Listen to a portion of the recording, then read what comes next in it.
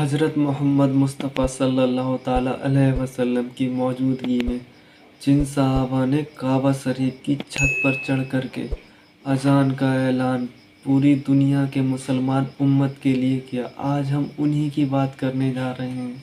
Hi hello السلام علیکم، ست سری اکال، نمسکار۔ جی ہاں دوستو، آج ہم بات کریں گے حضرت بلال حبشی ابن رباح رحمۃ اللہ علیہ کی لائف اسٹوری کی۔ سیدنا بلال حبشی رضی اللہ تعالیٰ عنہ ان غریب صحابہ میں سے جنہوں نے دور اسلام میں بہت دکھ اٹھائے اور بہت پریشانیاں جھیلی، لیکن خداوند عالم نے ان کے مقدر جگہ جس جگہ سیدنا بلال کو کوڑے مارے گئے تھے اس جگہ مسجد بنی ہوئی ہے، اور کوڑے کھانے والے جہاں رہا کرتے تھے وہاں بیت الخلا بنا ہوا ہے۔ جب حضرت بلال کعبے کی چھت پر چڑھ کر کے اذان دینے لگے تو اس وقت کے کچھ عربک لوگ حضرت بلال کی مخالفت کرنے لگے۔ تب ہمارے مصطفیٰ صلی اللہ تعالیٰ علیہ وسلم نے ارشاد فرمایا کہ جو میرے صحابہ کا نہیں وہ میرا نہیں۔ پھر اس کے بعد کیا، حضرت بلال نے حی علی الصلاۃ، حی علی الصلاۃ، حی علی الفلاح، حی علی الفلاح کی صدائیں بلند کی۔ تو دوستو دیکھتے ہیں سیدنا حضرت بلال کی زندگی کا واقعہ، لیکن اس سے پہلے جو لوگ نئے جڑے ہیں دوستو تو چینل کو سبسکرائب کر دیں، اور آئیے دیکھتے ہیں حضرت بلال رضی اللہ تعالیٰ عنہ کی زندگی کا واقعہ۔ امیہ ابن خلف مکے کے سرداروں میں سے ایک اہم سردار تھا، جو کفر اور شرک کا بہت بڑا پیشوا اور اسلام اور مسلمانوں کے حق میں روئے زمین کا ایک بہت بڑا شیطان تھا۔ ایک دن اس کو پتا چلا کہ اس کے کسی غلام نے بتوں کو پوجنے سے انکار کر کے کسی اور کو معبود بنا رکھا ہے۔ اس نے غلام کو فوراً بلا کر یہ پوچھا کہ میں نے سنا ہے کہ تم نے کوئی اور معبود بنا لیا ہے، سچ سچ بتاؤ کہ تم کس کی عبادت کرتے ہو؟ غلام نے کہا کہ محمد صلی اللہ علیہ وآلہ وسلم کے خدا کی۔ امیہ غصے سے لال پیلا ہو گیا اور کہنے لگا کہ محمد کی خدا کی پرستش کرنے کا یہ مطلب ہوا کہ تم ہمارے مقدس بتوں کے دشمن بن گئے ہو۔ سیدھی طرح راہ پہ آ جاؤ ورنہ ذلت کے ساتھ مارے جاؤ گے۔ میں یہ ہرگز برداشت نہیں کر سکتا ہوں کہ تم بتوں کی پوجا کرنے والے کے غلام رہ کر محمد کے خدا کی پرستش کرو۔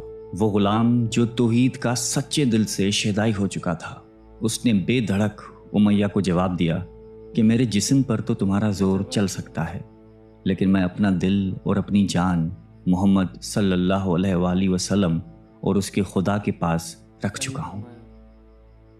اب اللہ کی عبادت ہی میری زندگی کا مقصد ہے، اور تمہارے خود سے بنائے ہوئے بتوں کو پوجنا میرے بس کی بات نہیں ہے۔ یہ جواب سن کر امیہ بن خلف غیظ و غضب سے دیوانہ ہو گیا۔ ایک غلام نے اسے بے دھڑک جواب دے دیا تھا۔ اس نے کڑک کر کہا کہ اچھا تو پھر اپنی بے دینی کا مزہ چکھ، دیکھوں گا میں کہ محمد اور اس کا خدا تجھے کیسے بچاتے ہیں۔ امیہ کے تشدد شروع ہو گئے۔ مکہ کی زمین گرمی کے سبب بڑی مشہور تھی۔ امیہ اپنے غلام کو دوپہر کی تپتی دھوپ میں زمین پر لٹا کر سینے پر بھاری پتھر رکھ دیتا تھا کہ وہ کروٹ نہ لے سکے۔ پھر کہتا تھا کہ محمد کے دین سے باز آ جاؤ، لیکن اس ظلم کے باوجود بھی اس غلام کے منہ سے سوائے احد کے کچھ نہیں نکلتا تھا۔ امیہ مزید غضبناک ہو کر اذیتیں مزید بڑھاتا جاتا۔ ایک مرتبہ تو امیہ نے ظلم کی انتہا کر دی۔ پورا ایک دن اور پوری ایک رات غلام کو بھوکا پیاسا رکھا اور تپتی ہوئی ریت پر لٹا کر اسے تڑپنے کا تماشا دیکھ رہا تھا۔ اس کی یہ کوشش بھی غلام کو حق سے نہ ہٹا سکی۔ آخر تھک ہار کر امیہ نے مکے کے بدماش لڑکوں کو بلایا اور ان سے کہا کہ اس غلام کو اتنی اذیتیں دو کہ یہ محمد اور اس کے خدا کا نام لینا بھول جائے۔ یہ لڑکے امیہ کی خوشی حاصل کرنے کے لیے اس بے بس غلام کو بری طرح مارتے پیٹتے تھے۔ جسم کے کپڑے اتروا کر لوہے کی چادریں پہنا کر تپتی دھوپ میں کھڑا کر دیتے تھے، لیکن غلام کی زبان سے احد کے سوا کچھ نہیں نکلتا تھا۔ اسلام کی راہ میں یہ بے پناہ اذیتیں سہنے والے صحابی کوئی اور نہیں بلکہ حضرت بلال حبشی رضی اللہ تعالیٰ عنہ تھے۔ انہی ظلم و ستم کے دوران ایک دن حضرت ابو بکر صدیق رضی اللہ تعالیٰ عنہ کا ادھر سے گزر ہوا۔ آپ رضی اللہ تعالیٰ عنہ نے امیہ سے فرمایا کہ اے امیہ، اس بےکس اور مظلوم پر اتنے ظلم و ستم نہ کر، اس نے تمہارا کیا بگاڑا ہے؟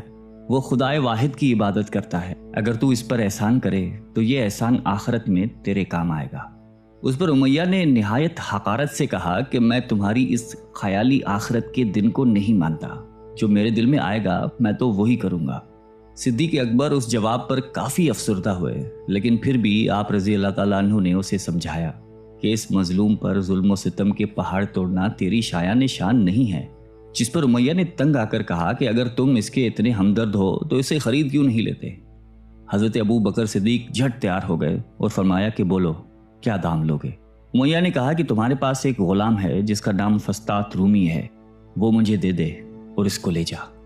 حضرت ابو بکر صدیق رضی اللہ تعالیٰ عنہ فوراً ہی راضی ہو گئے، جبکہ امیہ کا خیال تھا کہ فسطاط ایک نہایتی کارآمد غلام ہے جس کی قیمت زیادہ ہے اور حضرت ابو بکر صدیق رضی اللہ تعالیٰ عنہ اسے دینے سے انکار کر دیں گے، مگر آپ فوراً راضی ہو گئے۔ تو امیہ کو سخت مایوسی ہوئی اور اس نے ساتھ ہی 40 اوقیہ چاندی کی فرمائش کی، اسے بھی حضرت ابو بکر صدیق رضی اللہ تعالیٰ عنہ نے بخوشی ادا کر دیا۔ حضرت بلال رضی اللہ تعالیٰ عنہ کو ساتھ لے کر دربار رسالت میں حاضر ہوئے اور سارا ماجرا کہہ سنایا۔ آپ صلی اللہ علیہ وسلم نہایت ہی خوش ہوئے اور فرمایا کہ ابو بکر اس کار خیر میں مجھے بھی شریک کر لو۔ صدیق اکبر رضی اللہ تعالیٰ عنہ نے فرمایا کہ یا رسول اللہ، میں اسے خدا کی راہ میں آزاد کر چکا ہوں۔ یہ سن کر زبان رسالت سے صدیق اکبر رضی اللہ تعالیٰ عنہ کے لیے کلمہ رحمت جاری ہو گئے۔ حضرت بلال رضی اللہ تعالیٰ عنہ نے اس غلامی میں 28 سال گزار دیے، لیکن آپ چونکہ نہایتی نیک اور پاکیزہ طبیعت کے تھے، لہذا جب حضرت صلی اللہ علیہ وآلہ وسلم نے دعوت توحید دی تو آپ نے فوراً اسے قبول کر لیا، اور یوں آپ سابقون الاولون کے مقدس جماعت میں شامل ہو گئے۔ رہائی پانے کے بعد حضرت بلال ہمیشہ آپ صلی اللہ علیہ وآلہ وسلم کی خدمت میں حاضر رہتے تھے اور دل و جان سے نبی پاک صلی اللہ علیہ وآلہ وسلم کی خدمت بجا لاتے۔ آپ صلی اللہ علیہ وسلم حضرت بلال کو کسی بھی چیز کا حکم دیتے تو آپ اپنی جان بھی لڑا دیتے۔ غزوہ بدر سے لے کر غزوہ تبوک تک تمام غزوات میں شامل رہے، لیکن حضرت بلال کی اسلام کے لیے سب سے بڑی خدمت اور ان کے لیے سب سے بڑی سعادت اسلام کا سب سے پہلا موذن ہونا ہے۔ ہجرت کے بعد جب مسجد نبوی صلی اللہ علیہ وآلہ وسلم تعمیر ہوئی تو آپ صلی اللہ علیہ وسلم نے آپ کو اذان دینے کا ذمہ سونپا۔ آپ کی آواز نہایتی دل نشیں تھی اور اس میں ایک ایسی تاثیر تھی کہ اذان کی آواز سن کر لوگ سب کام چھوڑ چھاڑ کر مسجد کی طرف دوڑتے۔ 8 ہجری میں جب مکہ فتح ہوا تو کعبے کو بتوں سے پاک کرنے کے بعد آپ صلی اللہ علیہ وسلم نے حضرت بلال سے فرمایا کہ اے بلال، کعبے کی چھت پر کھڑے ہو کر اذان دو، اور یہ مبارک سلسلہ حضور صلی اللہ علیہ وآلہ وسلم کی حیات مبارکہ تک اسی محبت اور عقیدت کے ساتھ جاری رہا۔ لیکن 11 ہجری میں جب آپ صلی اللہ علیہ وسلم نے سفر آخرت اختیار کر لیا تو اس عاشق رسول صلی اللہ علیہ وآلہ وسلم پر غم کا پہاڑ ٹوٹ پڑا اور مدینے میں رہنا اب آپ کے لیے دشوار ہو گیا۔ آپ کو ہر وقت پیارے نبی صلی اللہ علیہ وآلہ وسلم کی یاد ستاتی رہتی تھی۔ آپ صلی اللہ علیہ وسلم سے آپ نے سنا ہوا تھا کہ مومن کے لیے سب سے افضل عمل جہاد فی سبیل اللہ ہے، لہٰذا آپ رضی اللہ تعالیٰ عنہ خلیفہ اول حضرت ابو بکر صدیق کی خدمت میں حاضر ہوئے اور جہاد پر جانے کی اجازت طلب کی، لیکن حضرت ابو بکر صدیق رضی اللہ تعالیٰ عنہ نے آپ کو خدا کا واسطہ دے کر کہا کہ مجھے اس بڑھاپے میں تنہا چھوڑ کر مت جاؤ۔ تو حضرت بلال نے اس شرط پر ابو بکر صدیق رضی اللہ تعالیٰ عنہ کی بات مان لی کہ اب وہ رسول اللہ کے بعد کسی کے لیے اذان نہیں دیں گے۔ حضرت ابو بکر صدیق رضی اللہ تعالیٰ عنہ نے ان کی یہ بات مان لی، لیکن آپ کے دور خلافت کے بعد خلیفہ دوم حضرت فاروق اعظم رضی اللہ تعالیٰ عنہ کے دور میں بھی جب بیت المقدس کی تسخیر کے لیے شام جانا پڑا تو وہاں عیسائیوں سے صلح نامہ طے پانے کے بعد حضرت عمر فاروق رضی اللہ تعالیٰ عنہ نے ایک خطبہ دیا اور حضرت بلال سے درخواست کی کہ آج جب کہ قبلہ اول پر توحید کا پرچم لہرا دیا ہے تو اس باعظمت موقع پر اگر آپ اذان دیں تو ہم آپ کے مشکور رہیں گے۔ حضرت بلال نے یہی اذان دینی شروع کی تو صحابہ کرام کو عہد نبوی کی مبارک یاد تازہ ہو گئی اور ان پر رخت طاری ہو گئی۔ شام کے معرکے کے بعد حضرت بلال نے شام ہی کے ایک گاؤں میں رہائش اختیار کر لی، کیونکہ مدینے میں ہر وقت آپ کو آپ صلی اللہ علیہ وسلم کی یاد ستاتی رہتی تھی۔ لیکن ایک دن آپ نے خواب میں آپ صلی اللہ علیہ وسلم کی زیارت کی۔ آپ ان سے فرما رہے تھے کہ اے بلال، کیا ابھی وقت نہیں آیا کہ تم ہماری زیارت کے لیے آؤ؟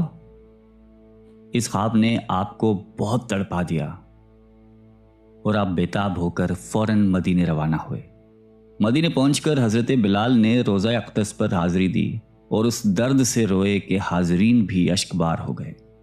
वहीं हज़रत इमाम हसन रज़ी अल्लाह तआला अन्हु और हज़रत हुसैन रज़ी अल्लाह तआला अन्हु भी मौजूद थे।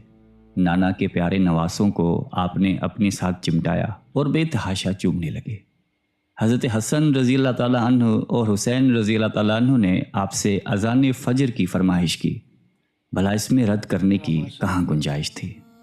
अगले दिन जब फजर का वक्त हुआ तो आपने अजान देनी शुरू की।